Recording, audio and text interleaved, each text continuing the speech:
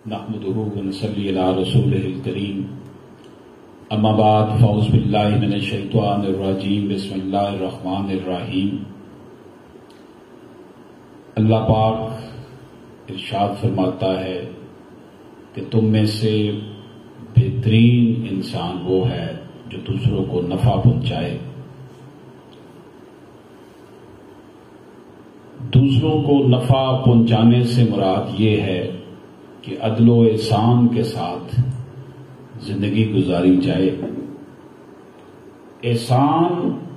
का मतलब ये है कि जिस चीज को जहां पर होना चाहिए, जिस तरह अदल का मतलब है,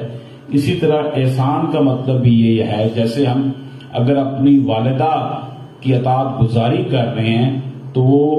एहसान इस मायनों में नहीं है, बल्कि मैं ये समझता हूं कि वो हमारी जिम्मेदारी बन जाती है, लायबिलिटी बन जाती है। हमारे माशरे में इस वक्त जबकि हम रह भी पाकिस्तान में रहे हैं जहां पे 99% लोग मुसलमान हैं, वहां भी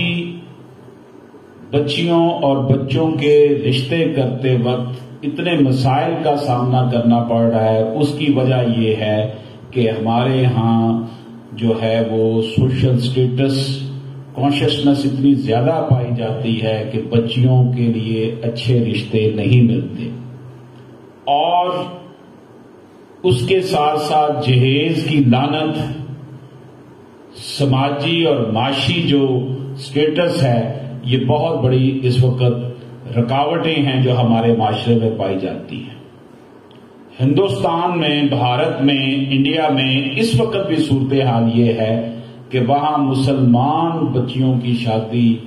हिंदू लड़कों के साथ भी हो रही है। यही कुछ पहले भी होता था। पहले तो हमारे पास ये एक दलील थी, लॉजिक थी कि जी हम इकट्ठे रहते हैं, हम कमजोर हैं मुसलमान, माशी तौर पर भी, समाजी तौर पर भी,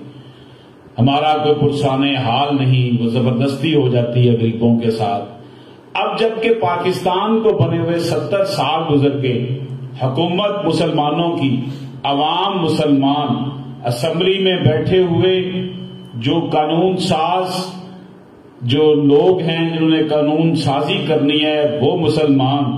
हमारी अदलिया में बैठे हुए जजेस मुसलमान, हमारी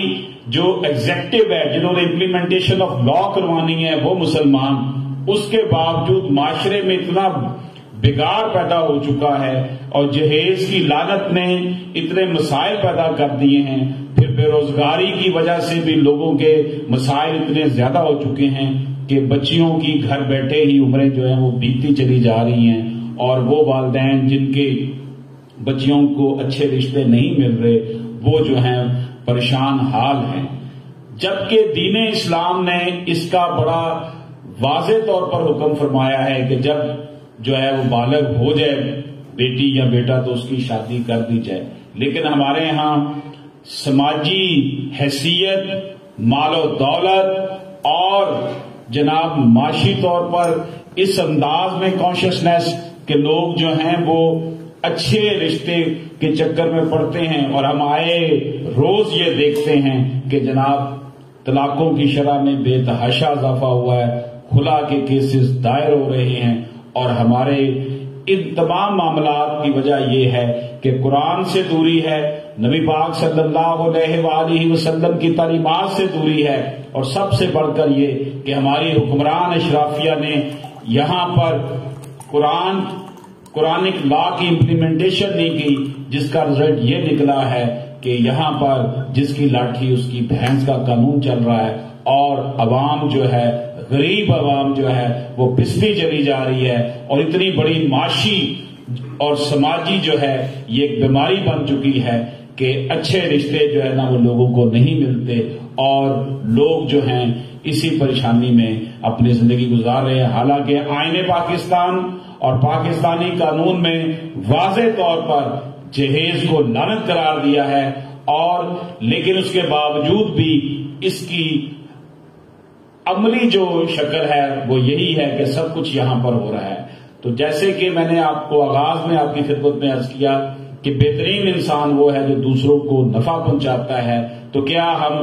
اپنے گریبان میں اگر ہم جھانک کر دیکھیں تو کیا ہمیں نظر آتا ہے کہ ہم دوسروں کے لیے نفع بخش ثابت ہو رہے ہیں؟ ہمارے گرد و پیش، ہمارے آس پاس پڑوس میں، ہمارے خاندان میں، ہمارے شہر میں، ہمارے جو گرد و پیش لوگ ہیں جن کے ساتھ ہمارا رابطہ رہتا ہے، تعلق رہتا ہے، ہم ان کے لیے کتنے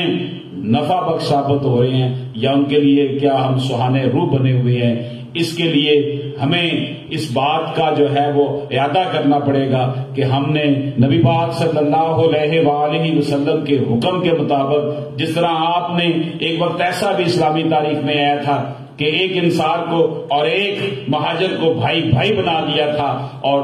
آج بھی ہمیں اسی طرح زندگی گزارنے کی ضرورت ہے کہ سادگی ہم اپنائیں،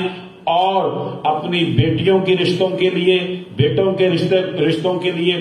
اس انداز میں ایک سوچ پیدا ہونی چاہیے، اور اس میں نفوذ پذیری کے حامل افراد جن کا معاشرے میں جو ہے معاشرے کی نبض پر ہاتھ ہوتا ہے، جس میں میڈیا شامل ہے، اساتذہ شامل ہیں، ڈاکٹرز شامل ہیں، وکلا شامل ہیں، یہ اپنا کردار ادا کریں۔ اور سب سے بڑی بات، محراب و منبر کے وارث علماء اکرام کا یہ کام ہے کہ وہ لوگوں کے اندر یہ شعور پیدا کریں کہ یہ جو جہیز کی لعنت ہے اس کو معاشرے سے کیسے جو ہے ختم کیا جا سکتا ہے، اگر ختم نہیں ہوتی تو اس کی شدت میں کس طرح کمی لائی جا سکتی ہے۔ اللہ پاک ہم سب کا حامی ناصر ہو۔